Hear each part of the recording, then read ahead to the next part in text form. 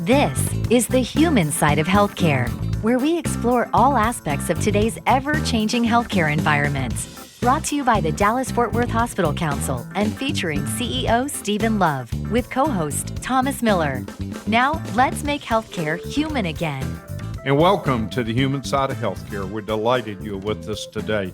You know, Thomas, I'm so sick of social media. It should be social gossip. I am tired of all the myths and misinformation out there, and we're going to set the record straight today. Social misinformation is very much the thing. I got off of it last year because of COVID. The conversations were just not serving, and you'd be proud of me. On my Facebook page, I put a sign that says "Gone Fishing," and I haven't posted since. You know, I don't blame you. And we're going to bring in two physicians today. One specializes in obstetrics and gynecology. And obstetrics is where you concentrate on the pregnancy and childbirth and postpartum period related to delivery. Gynecology deals with the health of the female reproductive system. We're going to have another physician, a neonatologist, who really cares about newborn infants, especially if they're ill or premature. We've got some experts. And these ladies both are professors at UT Southwestern Medical Center, and they are practicing physicians at Parkland Health and Hospital System. Our OB-GYN, our obstetrics and gynecologist, is Dr. Emily Adhikari, and our neonatal specialist is Dr. Abigail Patterson. Ladies, welcome to the show. I'm going to jump right in. When women are pregnant, are they at a higher risk of having serious disease complications from COVID-19? This is Dr. Adhikari. Thank you for the opportunity to talk about this. I think it's extremely important. When women are pregnant and they acquire COVID-19, fortunately, the majority of women do recover. We think the majority, about 95%, have mild illness, but unfortunately, about 5% get very sick and require hospitalization and hospital-level care and sometimes intensive care. The CDC has done some early surveillance work from early last year and says that in comparison to non-pregnant females of similar age groups, pregnant women, when they get sick with COVID, they have a comparatively higher risk for ICU admission, mechanical ventilation, and death. So, Steve, I'd like to ask a question on that topic. As you know, I am a recent grandfather.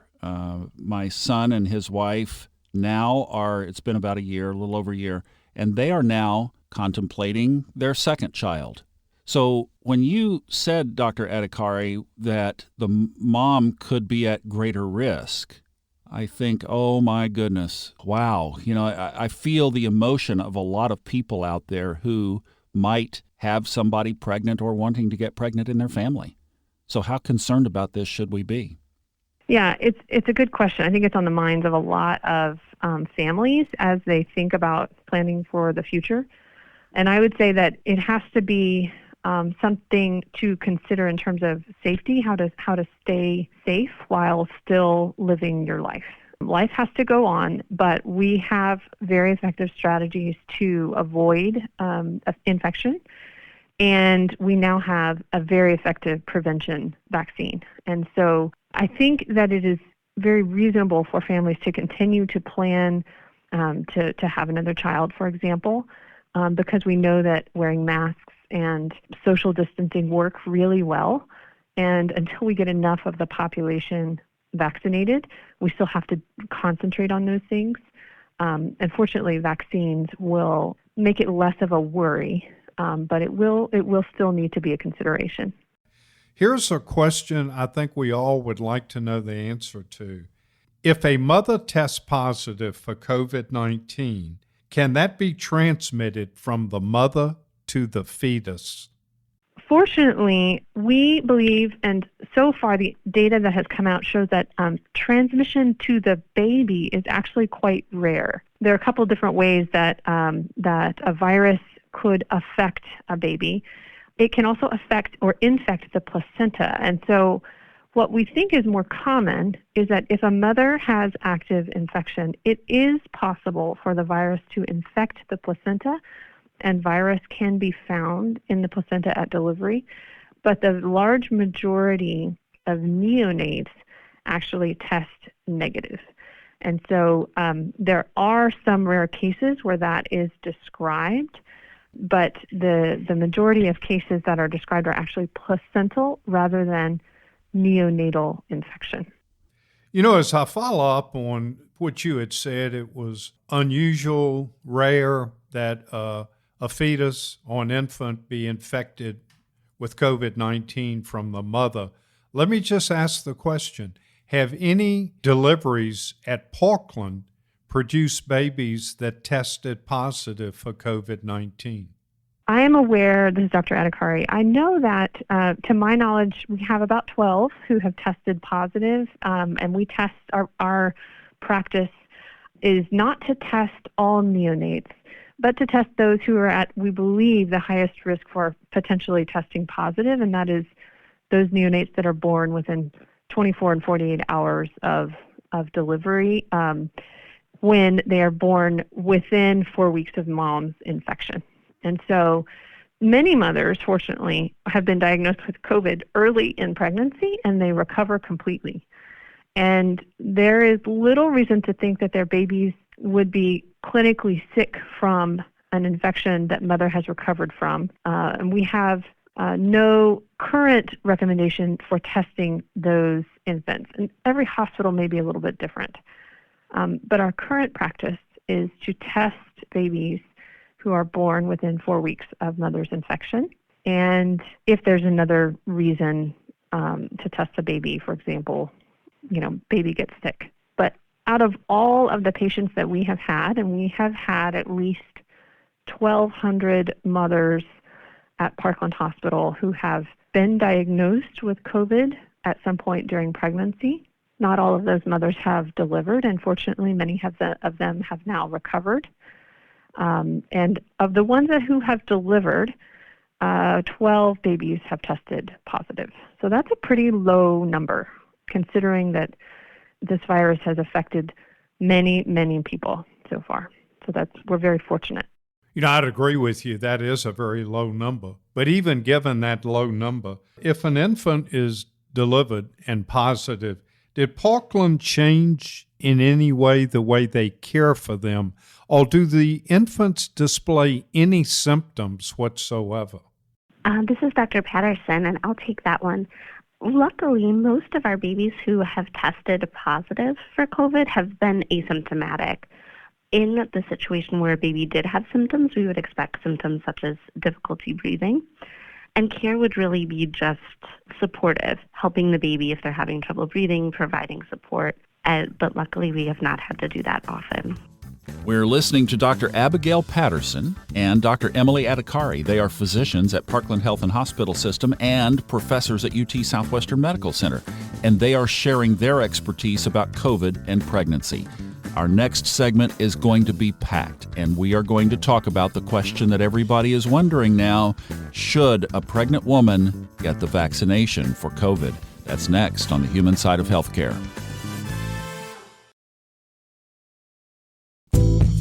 This is the Human Side of Healthcare on 1080 KRLD and the radio.com app, where we feature healthcare's hottest topics and what our North Texas area hospitals are doing to make healthcare human again. Welcome back. We're continuing our conversation about COVID and newborns and pregnant moms with two physicians from Parkland Health and Hospital System and UT Southwestern Medical Center. We have with us Dr. Abigail Patterson. She's a neonatologist, and Dr. Emily Adhikari, who is an OB-GYN. And perfect for this question, can having COVID-19 impact a woman's fertility?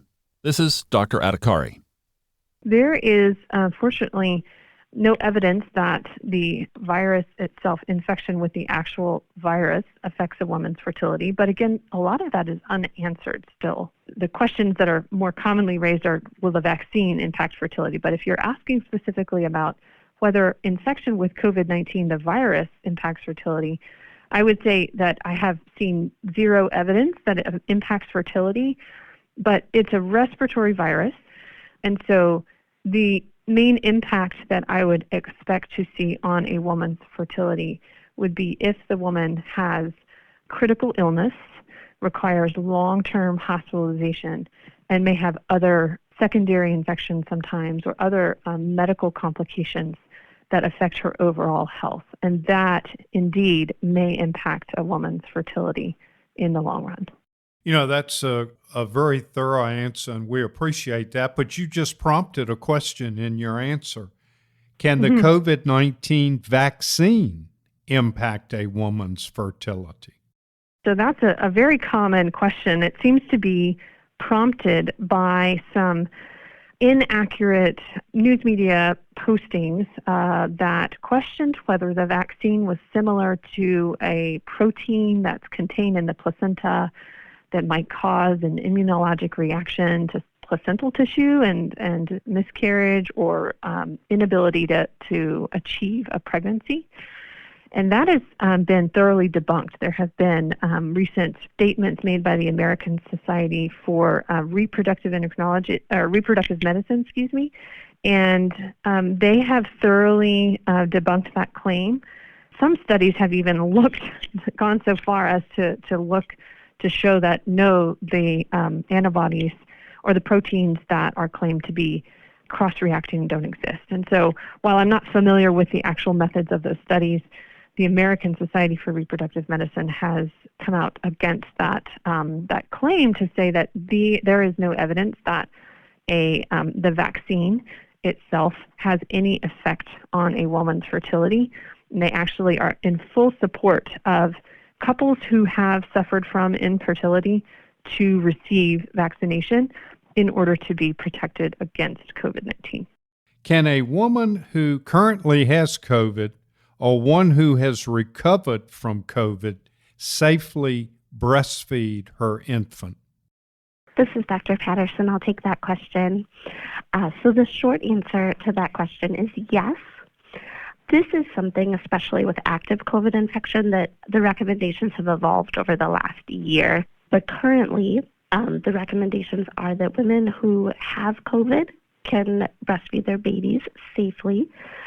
We usually recommend, if mom has an active COVID infection, that she perform hand hygiene, wash her hands well, and wear a mask while breastfeeding her baby, and have the baby further away from her when she's not feeding the baby, ideally cared for by someone else to limit exposure between mom and baby, but that the benefits of breastfeeding are great, and so we want to continue the breast milk feeding.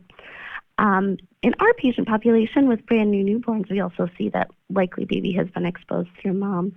There have been a few studies looking at whether or not COVID can be transmitted through breast milk, and they have not shown any evidence that COVID can be transmitted through breast milk.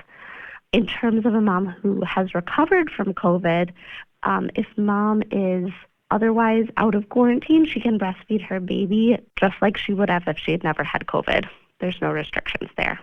Thanks, and that's great information for our listeners. I'm going to pivot a little bit and switch to vaccines.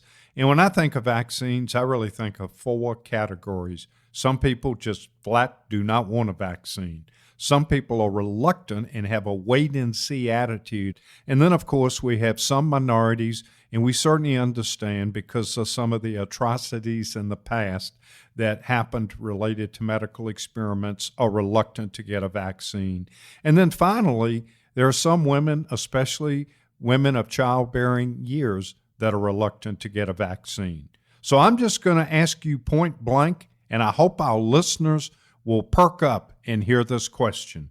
Is it safe for pregnant women to receive the COVID-19 vaccines?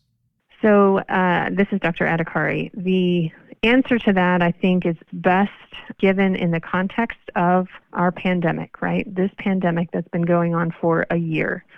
The CDC recently released on March 1st updated safety data from their VSafe program and gave us numbers, hard, real numbers, and I think they're extremely reassuring for pregnancy. And that means that pregnant women can look to those numbers and feel okay about getting vaccinated. That is a message that I think needs to ring true for those women who were hesitant because they were fearful of causing harm to their pregnancy or their baby. From the information we have so far, there is no evidence that vaccination puts a woman or her baby at risk during pregnancy. And we know that in the setting of this pandemic, the risk of not getting vaccinated is significant. It's real. 5% is not a low number when you're talking about an uncontrolled pandemic. So that's an important message to get across. The CDC's data on vaccine safety in pregnancy comes from over 30,000 pregnant women who reported a pregnancy to the vSafe safety data system and had received either the Pfizer or the Moderna vaccines that were currently available at the time. And there was, in a subset of those pregnancies reported, additional registries called the Vaccine and Safety or vSafe Pregnancy Registry that tracked pregnancy outcomes among those women who delivered and decided to be enrolled in that registry. And that was about 1,800 patients. And the analysis of safety or pregnancy outcomes in the vaccinated group compared with what we know to be background rates of some of the poor outcomes in pregnancy showed that there was no safety signal, there was no increased rate or frequencies of those adverse outcomes, complications from pregnancy, pregnancy loss, miscarriage or stillbirth, among other things, in the vaccinated group compared with what we know to be baseline. And so that's a really reassuring set of preliminary data that pregnant women may need in order to feel okay about receiving the vaccine. You know, you gave a very thorough answer and a good explanation to that. But to our listeners, especially women that maybe are pregnant, if they are going to receive the vaccine, in your professional opinions, which trimester would be the safest? I would recommend a woman receive the vaccine that is made available to her first, because that's the vaccine that will be most likely to protect her from the next time she's exposed to COVID, right? That's what we want. And there is no recommendation by the CDC for specific trimesters in pregnancy, and there is no data to suggest any risk in a particular trimester of pregnancy. So at this point, the recommendation remains get the vaccine that is made available to you, and there is no preference for which vaccine to get, but get the vaccine that's made available to you as early as it is made available to you. Thank you for that answer. And, you know, we've had infectious disease doctors on, and they have given great explanations of the vaccine and the messenger RNA. So let me just follow up and ask you this. In your professional opinion, if a woman gets the vaccine, any of the three that are currently approved, could it impact the future DNA of her children? No. The answer to that is no. In order to impact the future DNA of her children or the DNA of her future children, the vaccine first would have to be something other than mRNA, because mRNA is not the same as DNA. And mRNA does not affect in any way the DNA of the cell. And the vaccine, the mRNA vaccine, does not, for example, go into the mother's bloodstream and target the ovaries and then get into the cells of the ovaries and into those cells' DNA, which is what makes the DNA of future children. That doesn't happen. And so it is reassuring to know that this vaccine, the mRNA vaccines, will in no way affect the DNA of future children. We are talking with two professors at UT Southwestern Medical Center and physicians at Parkland Health and Hospital System about the very important questions surrounding COVID and pregnancy. And when we come back, we're going to be talking about breastfeeding. That's next on the human side of healthcare. The DFW Hospital Council, along with our over 90 member hospitals in North Texas, are proud to bring you the human side of healthcare with Council President and CEO Stephen Love and co-host Thomas Miller. And we're glad you're back. We've been talking the whole hour about this very important topic about COVID related to pregnancy. Our guests are both physicians at Parkland Health and Hospital System and professors at UT Southwestern Medical Center. Dr. Abigail Patterson is a neonatologist, and Dr. Emily Adhikari specializes in obstetrics and gynecology. Steve? You know, for women that are currently breastfeeding or maybe they're going to deliver and plan to breastfeed, is it safe to breastfeed and get the COVID-19 vaccines? This is Dr. Patterson. I'll take that question. The short answer of that is no. It's true that when the vaccines that are currently available were first studied, breastfeeding people were not included in those studies. However, with what we know about how the vaccine works and breastfeeding, there is no physiologic mechanism by which a baby or a mother would be harmed by receiving the COVID vaccine in pregnancy, breastfeeding, receiving it in breastfeeding. And actually the CDC, at least as of today, their statement on people who are breastfeeding even says, because non-replicating vaccines pose no risk for lactating people or their infants, COVID-19 vaccines are also thought to not be a risk to the breastfeeding infant. And I was impressed by how bold their statement is. We know that mRNA in the vaccine stays in the arm, and then that mRNA stimulates an immune response. It's that immune response that protects the person who is vaccinated. If that person happens to be breastfeeding, there's an additional potential benefit in that we know that mother's antibodies and T cells can often be excreted into the breast milk. And there have been a few pilot studies that have shown antibodies against COVID in the breast milk of someone who has been vaccinated. So there's the theoretical benefit that a baby could be protected. There haven't been enough studies to prove that yet, but it's a theoretical benefit that people are looking at further. Thank you. Let's pretend like both of you are speaking to a room full of our female listeners. That's the setting. What would you tell women who are thinking about getting pregnant about what are the thought processes and decisions they should go through regarding getting the COVID vaccine? This is Dr. Adhikari. I think a bit of perspective is important, and every woman's personal situation may be different in terms of her level of risk or potential exposure to the virus, but inevitably, most of us do leave our houses, and most of us do on occasion go to the store still, or like to see other people or family members who may or may not be vaccinated, who may or may not be able to get vaccinated, or who may or may not have an asymptomatic infection. And so I think that the perspective is, what are the potential benefits of COVID-19 vaccination? What are the real or theoretical risks? Because there's a real difference in what has been sort of circulating in social media about concerns about fertility, concerns about miscarriage. There's no evidence for that. And so there's some theoretical concerns that have not panned out in science that we need to be careful to dispel in terms of some of the myths that don't have any real basis in science.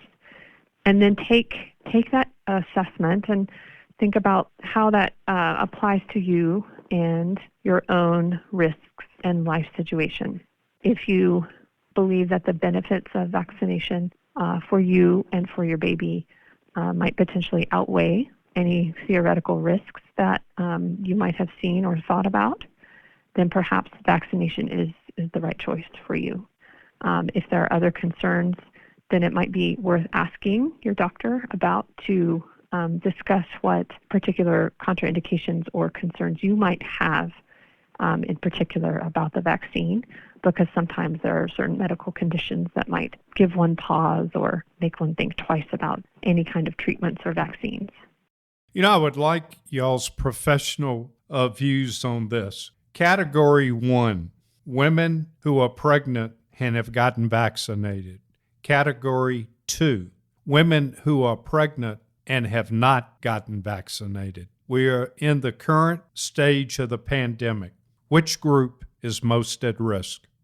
The women who have not gotten vaccinated are most at risk. We do know that the variant strains that have been detected in other countries and are being detected here in Texas are likely to become more dominant as they continue to circulate. And this virus has not gone away. It's just that we passed the last surge, but it's still at a high enough level of community transmission that another surge is likely if we don't continue to maintain our vigilance and keep distance and wearing our masks at all times outside the house. But the other piece to that is vaccination. And so anyone who has not been vaccinated is at highest risk of being hospitalized from COVID-19. And there's no reason the virus would care about a woman being pregnant or not. So I absolutely think that pregnant women are at the highest risk if they are not vaccinated and certainly are around others or not adhering to those other recommended practices. You know, we asked a bunch of questions, but I'm sure you have many people ask you other questions. So what questions do people ask you often? Well, one question that I think, or one topic I think that is worth addressing that I use as an opportunity when a woman expresses some hesitancy about vaccination, about COVID vaccination or vaccination in general. Now, you mentioned a group of people who are hesitant to get the vaccine. And so if hesitancy is what a person is feeling about vaccinations in general, I think it's an opportunity, especially as an obstetrician, to talk to my patient about why we use vaccines in pregnancy, because we don't do it willy-nilly. We don't do it just because. We do it because there are specific benefits to it in terms of the protection and prevention of disease in the mother and the neonate. And one example that I give to patients is the Tdap vaccine, the Tetanus, Diphtheria, and Pertussis vaccine. It is used in every pregnancy now. It is recommended by the CDC to give in the third trimester for every single pregnancy in order for the mother to produce antibodies that not only protect her against pertussis, but also her baby. Because babies, early babies, we can't vaccinate early against pertussis. And so the antibodies from mother prevent disease and death from pertussis in a neonate. And that evolved over time. You know, we didn't start doing that immediately when we got the vaccine, but those recommendations are now very strong and very clear after evidence of benefit in pregnancy and benefit to neonates came out and no evidence of risk. And pertussis rates in 2011 and 12 began to increase in the United States, and there were more cases of pertussis in neonates and more deaths in neonates. And so it became a recommendation for every pregnant woman in every pregnancy to get vaccinated. So we do it. So it's an opportunity, I think, to discuss why we vaccinate in pregnancy and what the benefits are for both mother and baby. You know, you bring up an excellent example. Tdap, most grandparents get that before they visit their grandkids. Great example of why you get vaccinated to protect other people. That is precisely the message we're trying to send on COVID-19. Thomas, how about some questions? I know you always have some. If somebody is pregnant, in the order of vaccine priority, does that elevate them to be able to get the shot over people who are the same age but not pregnant? Yes, in Texas, and every state may have different criteria, but in Texas, pregnancy itself is considered a high-risk criteria. And so they're in Category 1B in Texas. Just pregnancy gives you that sort of that ticket to be eligible for vaccination at this point in time. And then you don't have to have another health condition that puts you at risk. It's not pregnancy plus something else at this point. It's important to know that in Texas, pregnant patients are eligible once delivered, then you're no longer pregnant, and then you must meet other criteria to still remain eligible for vaccination. So something to also keep in mind in Texas. And then if a couple was planning on getting pregnant, should the future potential mom think about getting the vaccination before getting pregnant or after becoming pregnant, or does it matter? The ASRM, the American Society for Reproductive Medicine, says there's no reason to delay attempting pregnancy if once you get vaccinated. The only reason that you would want to delay is if you wanted to become immune before you attempted pregnancy, just because you wanted to get the vaccine series over with. So there's no reason to delay. And yes, the benefit is there. So they do strongly recommend that couples planning a pregnancy get vaccinated as soon as they're eligible. And then what about the guys? Are they a part of this conversation or not? They're certainly a part of the family units, and so we consider them as part of the conversation because they heavily influence, what our pregnant patients will decide and choose for themselves and their infants. And certainly, depending on their occupations and things, they may be at risk for infection. And so vaccination in the partners is really important as well. And now, thanks to the announcement this week, everybody is eligible. So we are going to celebrate that when we come back. And when the stork arrives in your family, how should you handle it in light of COVID-19? Who should come over? And how do you set that up in your family structure? We're going to get advice from the best, Dr. Abigail Patterson and Dr. Emily Adhikari from Parkland Health and Hospital System and UT Southwestern. Let me also mention our podcast briefly, The Human Side of Healthcare. It's on all the major podcast players. If you didn't hear our segment about the vaccination earlier, you can always catch it on the podcast. And we will be right back after this quick break. We're continuing our conversation on how you can empower yourself to have the best health possible in today's ever-changing healthcare environment.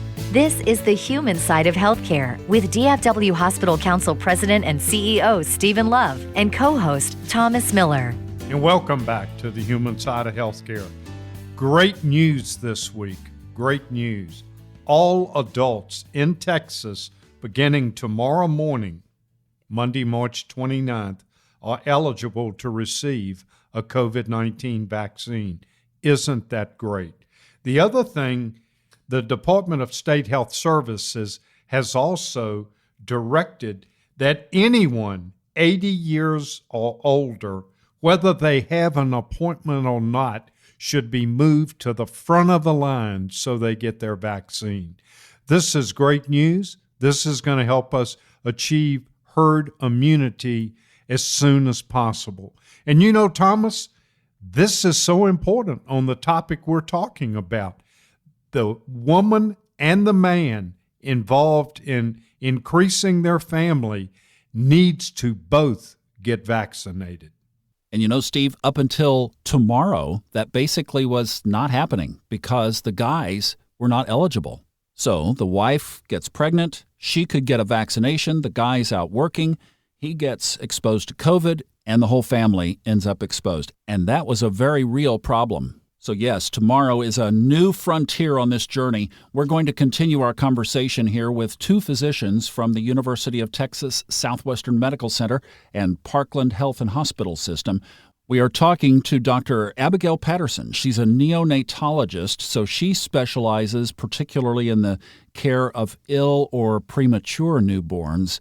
And also Dr. Emily Adhikari, who is an obstetrics and gynecology physician, basically taking care of pregnancy and childbirth and women's health.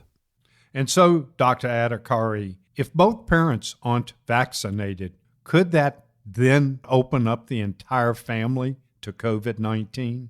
Correct. That is how we have seen many of our family units get infected. It goes through the entire family when it gets into the house. And so somebody brings it home from work, they give it to another person, our pregnant patient gets infected and may or may not get very sick, and then it goes around the house like that. And often when there are grandparents in the house, they may end up in the hospital. It is unfortunate that it happens often before the clinical illness is recognized because asymptomatic spread happens in about 50% of cases.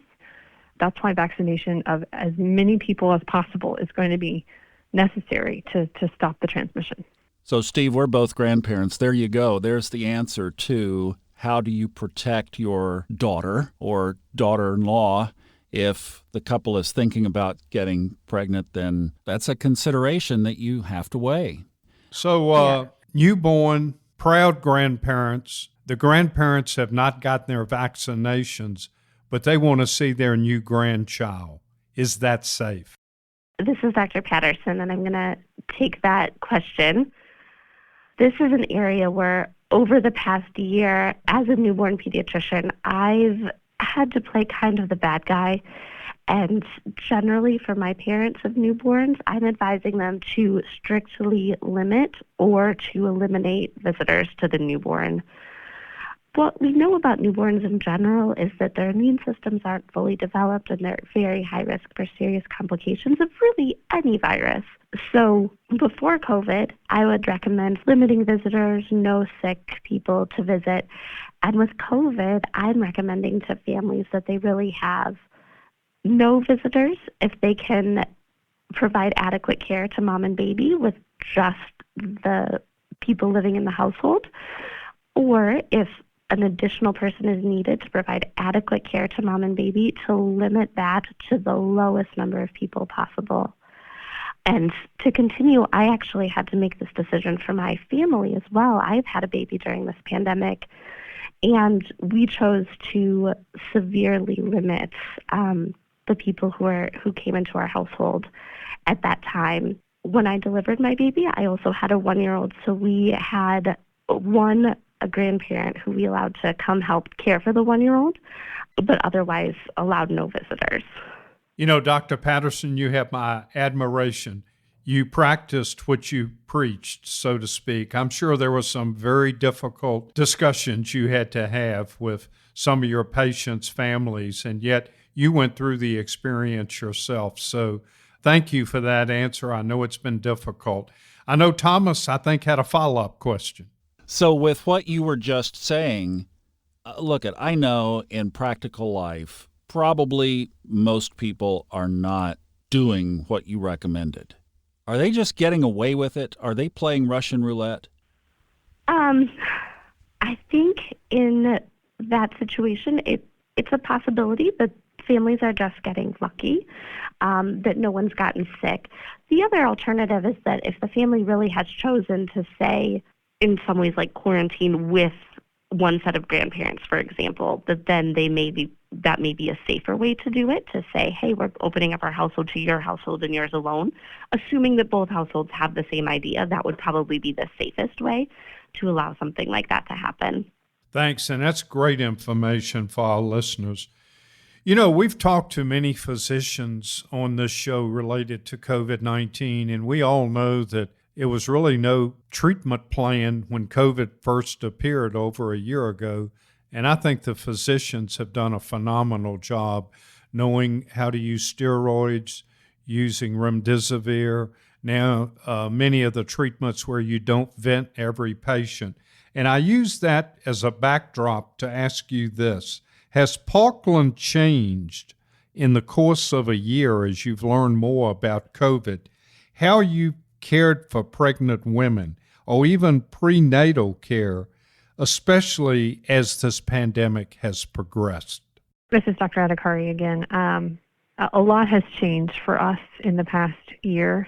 We have, in order to protect our patients and the staff in the hospital, certainly before vaccination was available, we made modifications to just the physical movement of people through the hospital, right? So we had to, at Parkland, the visitor limitations were there for a reason, and that's because we have to protect the most vulnerable, who are our patients. And so we had to do that on the labor and delivery ward as well. We can't allow large groups to congregate in a patient's room when we really don't know the status of all of the people in those groups. And so we have implemented some restrictions in terms of the number of people attending deliveries and the number of people, coming into our clinics at one time. Fortunately, we have been very successful in implementing prenatal care using audio-only virtual visits and have actually published on the outcomes of that care in the past year, which is really demonstrates the success of that program in our underserved population. You know, Thomas, this has been a fascinating show. Sensitive issues, but issues that need to be discussed. You know, the other thing, I'm going to pivot a little bit. Spring break is over for the most part. We hope that in the next week to 10 days, we don't see an increase in, one, the number of cases, which with the lag time then means about 2 weeks after that, more hospitalizations, and then, of course, after that, more deaths. We just hope people will understand vaccinations are here. We're thankful, but you still have got to wear a mask, physical distance, wash your hands. And Thomas, I think we learned today, you don't just do it for yourself, you do it for your fellow Texan.